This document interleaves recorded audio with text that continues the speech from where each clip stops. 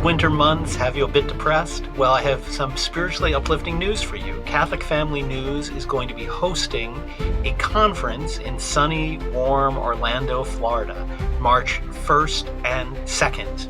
The theme of the conference is the global conflict between Christ's plan for peace and the devil's plan for disorder.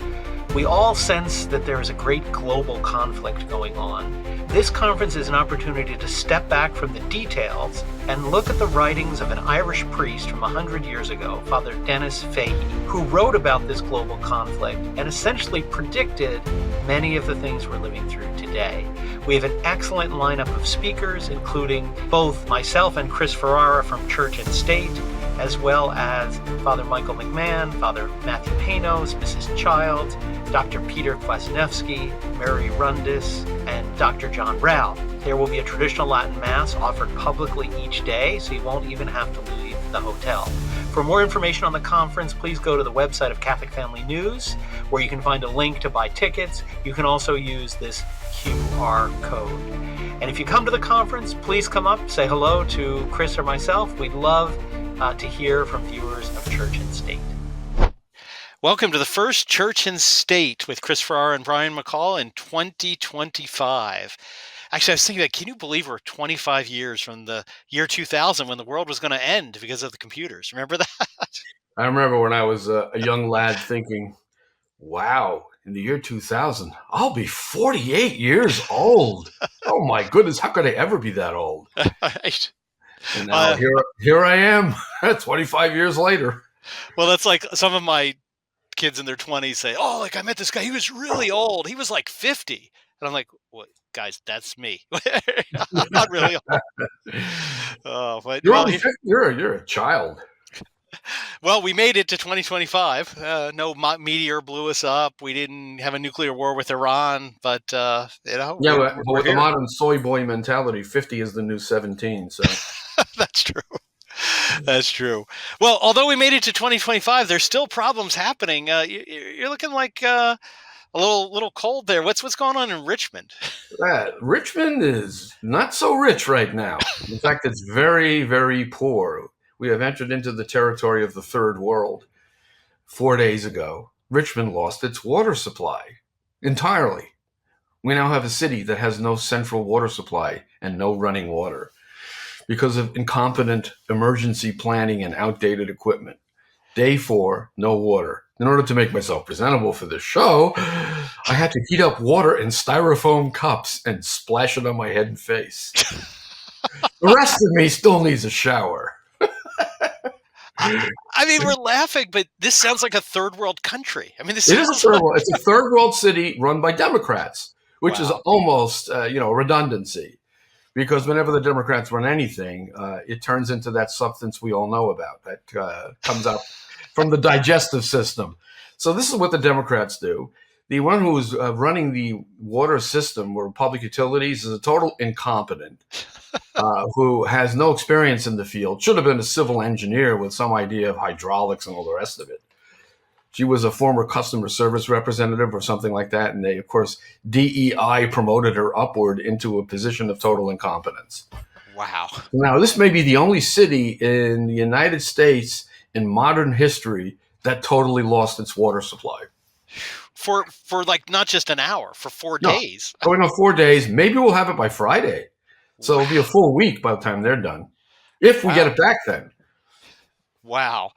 It sounds like maybe worse now than during the Civil War when Richmond was invaded. But don't worry, they got those statues down. They took down the statues out there by that window where I'm sitting. All the statues are gone. Everybody's using the correct pronouns. And they have, met their DEI hiring quota of total incompetence. So everything's great here. Wow. Well, it's interesting that we're laughing about this because a couple of years ago, this whole show would probably be censored already for pointing out obvious realities. But we can all rest assured now. Yesterday, before we recorded this, Mark Zuckerberg had a press conference and said, by the way, we're not going to censor anymore. We're getting rid of fact checkers. That horrible guy, Elon Musk, and his terrible platform X, we're going to do what they're doing with community notes. But isn't this the guy that actually said they weren't censoring for a while? Well, that's what the Babylon Bee headline tells us, that Facebook, which does not censor free speech, has promised to stop censoring free speech. Right. So, don't expect consistency from the creature we call a liberal. Right.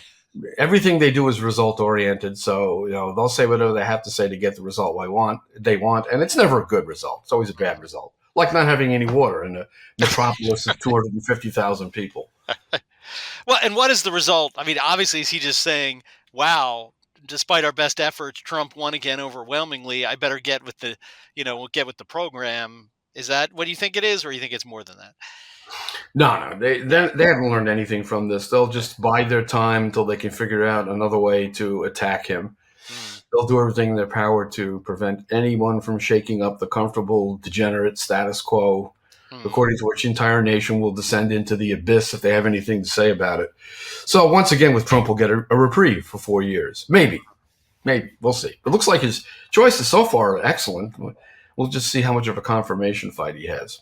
Hmm. Yeah, I mean, they're still gunning for Kennedy, I think, to Oh, yeah. fight. Although his new attorney general, Bondi, seems to be, I mean, I think she's going to have an easier time through, it looks like. Oh, Bonnie won't have a Yeah. problem. Probably Kash Patel will ultimately get concerned, even confirmed, even Hegseth. So Hmm. I think they'll all get through.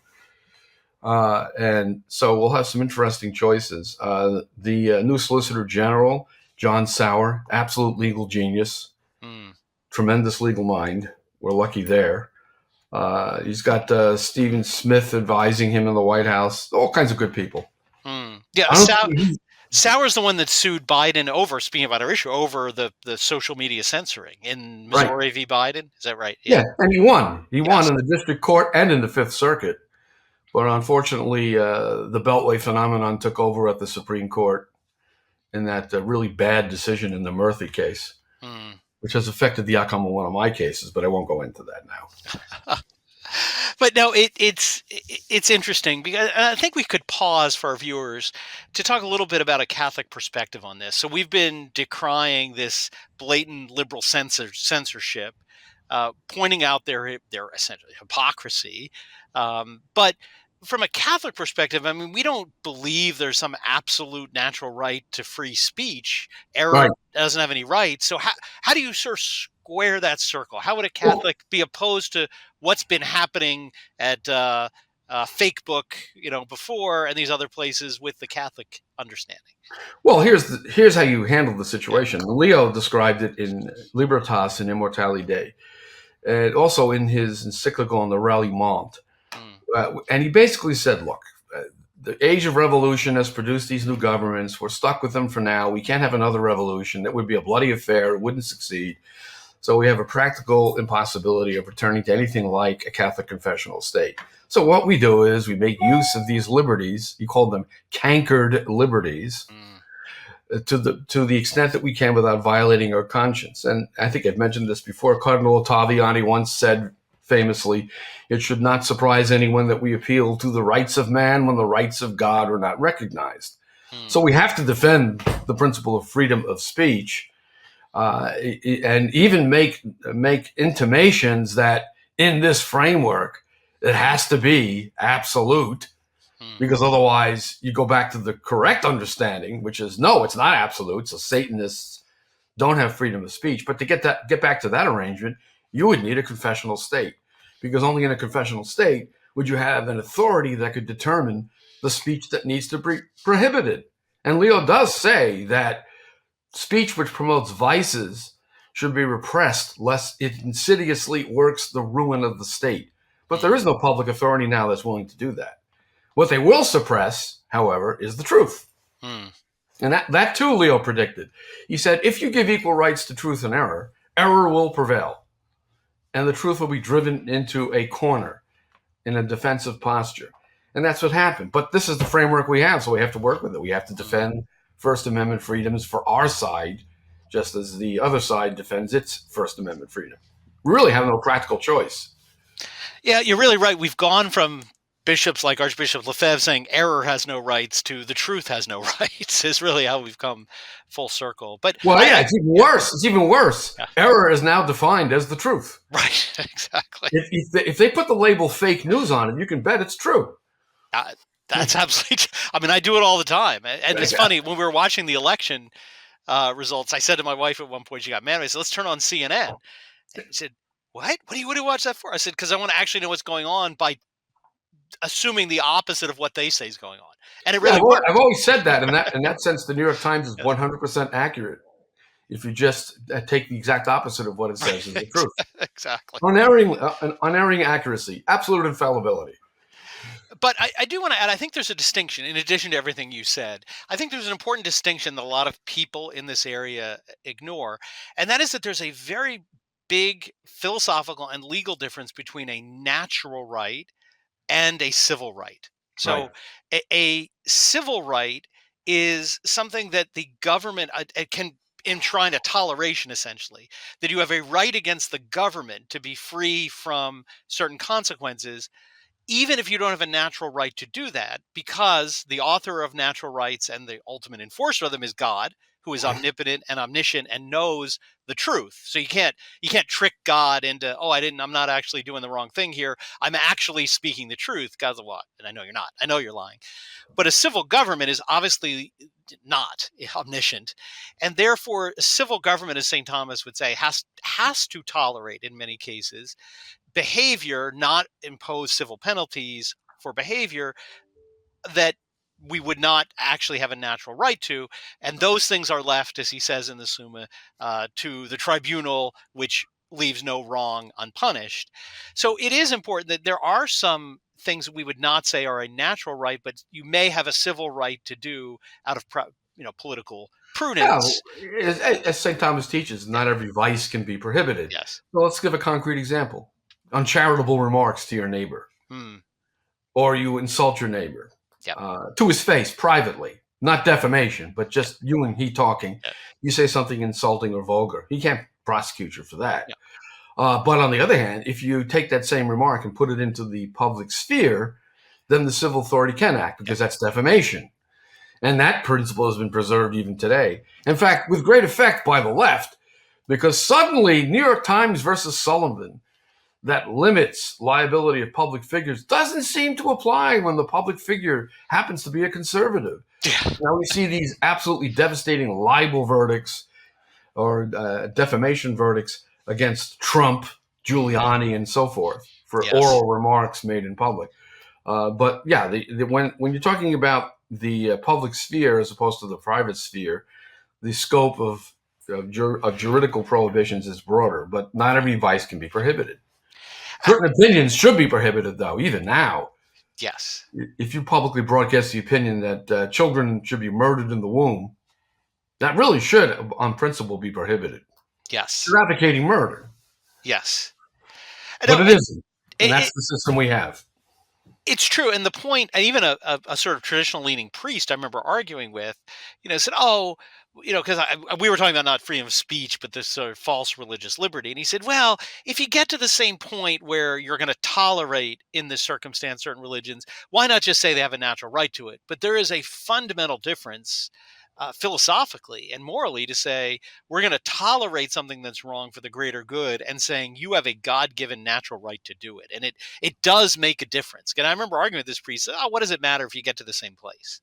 Well, I think the distinction Davies made is a proper one. There might be within the home a natural right to raise your children in a faith other than the Catholic faith. The state can't come in, take your children away, and forcibly baptize them. And that probably is correctly described as a natural right in terms of an immunity from state power. You don't have a right before God to believe and raise your children in a false religion. And that's for the ultimate tribunal to judge. But even in a Catholic state, you don't see police barging into people's homes and forcibly baptizing people. In fact, during World War II, the Vatican had Jews in the basement celebrating their religious rituals. Yes. In order to protect them from the Nazis, from the Nazi occupation. So there is, within the private forum, a limited natural right from immunity from state coercion. But then in Catholic states, like in Spain, when you had the Concordat with the Vatican, the Protestants could have churches as long as they weren't built as churches. They could have private services in buildings that were not designed to look like Catholic churches. No one would molest them. They could practice their religion. But if they came out into the street and began to proselytize, that's a different story. Mm-hmm. Now, that's in a Catholic country. Obviously, in this country, that's impossible. Yep. No, it's an area where there's a lot of people who fail to draw distinctions. But that's it. We're, I think, hopeful on the eve of the Trump inauguration. Some signs, some positive signs, but we'll wait and see. A lot still can happen. But a lot is going on in the church. The dictator Pope strikes again. The Pope who sort of runs the church like a mafia ring.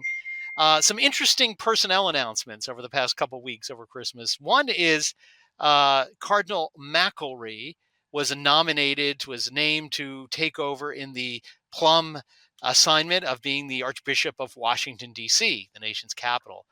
And if you wonder who he is, I'm just going to read from, there's really a great website that a group have put up called the Cardinalium Collegii Recensio. They kind of gives basic facts about all the College of Cardinals that they're putting out in anticipation of what they hope will be a new conclave. But be careful what you wish for, as I always say to my children. The what may come more may be next. But here's how they sum up Cardinal McElry. He is known for his scholarly work and writings on Catholic social teaching. He is widely regarded as a big supporter of Pope Francis's progressive teaching.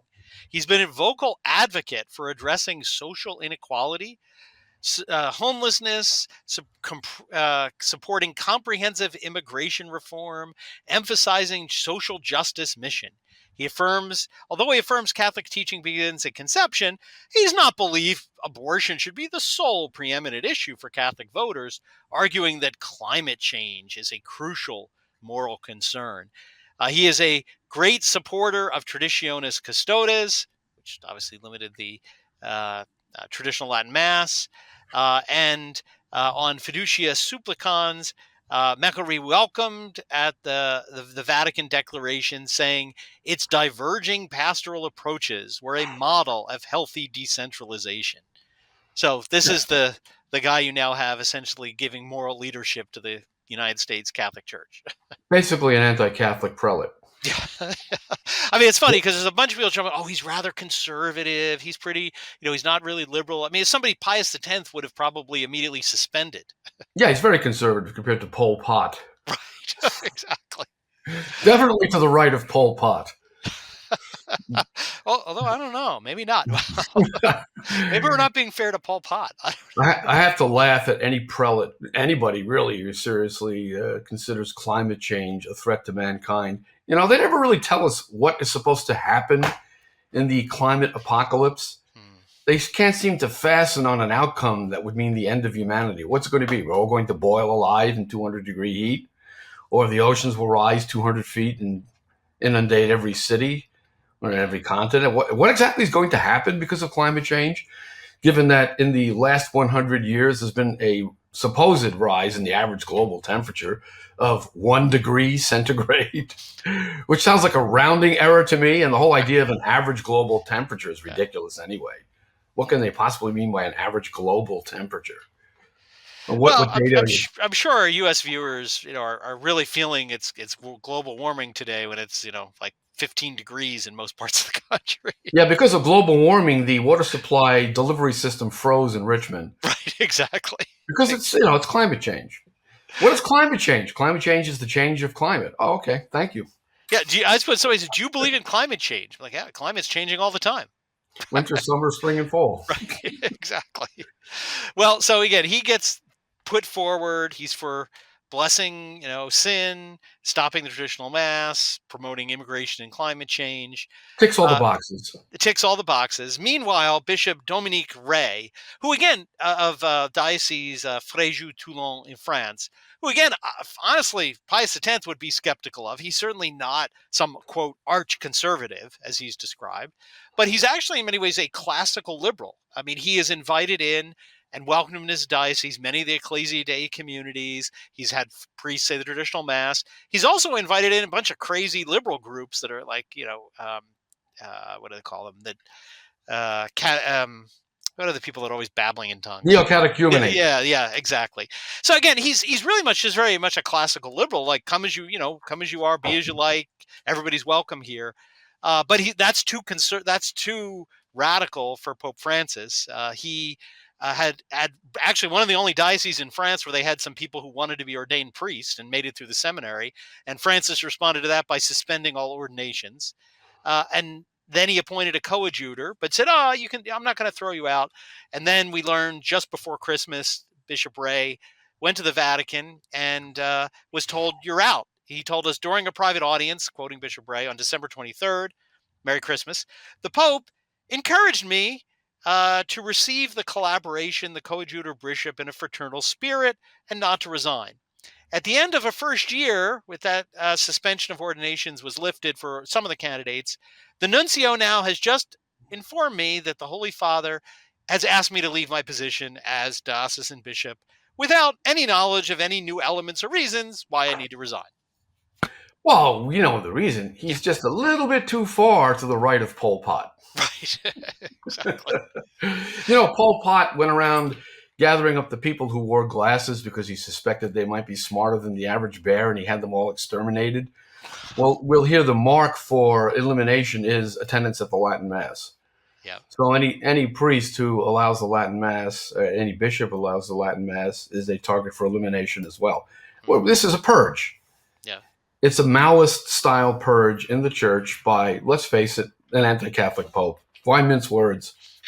He doesn't like Catholicism. He likes whatever it is he thinks Catholicism is. But the traditional faith passed down for 2 millennia, the faith of our fathers, not so much. That's not his thing. He doesn't do Catholicism. One wonders if he even does theism. Yeah, you wonder. I mean, from some of his comments about Hinduism being the same religion and we all pursue the same God, that the whole ecumenical meetings he had before the end of last year, you really wonder, does he actually have any idea? Is he a monotheist? I think I'm thinking of Thomas Jefferson's conception of God as a vaporous gas. So, we have in the Vatican the Biden of the Catholic Church. In other words, he's on the way out. He's going to do as much damage as he can before someone else takes the office. That's what's happening here. So if I were in the College of Cardinals in the next conclave, I'd be waiting for someone to come in promising to make the Catholic Church great again. Exactly. Who was going to build a wall between the sanctuary and the nave of the church again. Yes. And that's going to happen. We always say that at the end of our episodes. Yes. The restoration is inevitable because the church and the liturgy in particular is always a work of the Holy Ghost. Yep. It's governed in its history by the Lord of history. If these tribulations are permitted to happen by the Lord of history, it's always for a greater good in the end. And in fact, we saw that in politics too. 4 years of Biden was enough to extract from the body politic a greater good. They've had enough of what they've seen, so they elected a conservative alternative. They were educated about what happens when you let the lunatics run the asylum. Yep. And again, looking even just the analogy to America, I mean, who in 2004 would have guessed that Donald Trump would emerge, be elected president, and frankly be taking some of the positions he has. Again, putting aside he's not perfect, he's not truly Catholic, but he is, again, this person who was one of the guests of honor at Chelsea Clinton's wedding, was best buds with the Clintons, that he would run against Hillary Clinton on many to bring Christmas back to Christmas, just to cite one example. If God can do that in the secular United States, he certainly can find a cardinal that nobody would have ever expected to come in and make the church great again. Well, we wait with bated breath and no little trepidation for the next conclave. Who knows what will come out of that? But then, as if the Holy Ghost wills it, by some happy miracle, mirabile dictu, we'll get somebody who's going to bring about at least the beginning of a restoration, like Benedict XVI did. Who named himself after Benedict XV, to whom I referred earlier, as someone who talked about universal madness in Europe Hmm. because of the abandonment of the Christian conception of the state and the principles of the gospel ruling men and nations.